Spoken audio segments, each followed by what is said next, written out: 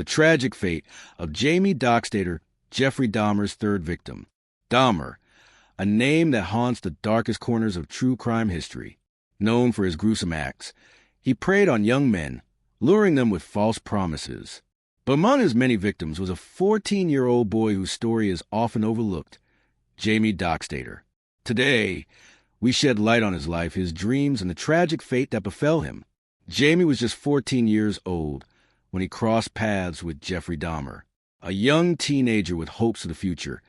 Jamie had his whole life ahead of him, but in January 1988, his life was cruelly cut short. Like many of Dahmer's victims, Jamie was lured under the guise of an innocent offer. Dahmer promised him money in exchange for posing for photographs.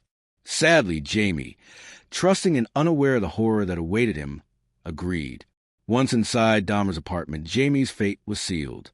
Dahmer drugged him, took his life, and then disposed of his body in one of his now infamous ways.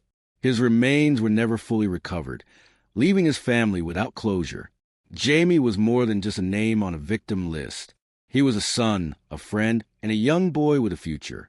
His life was stolen before he even had a chance to truly live.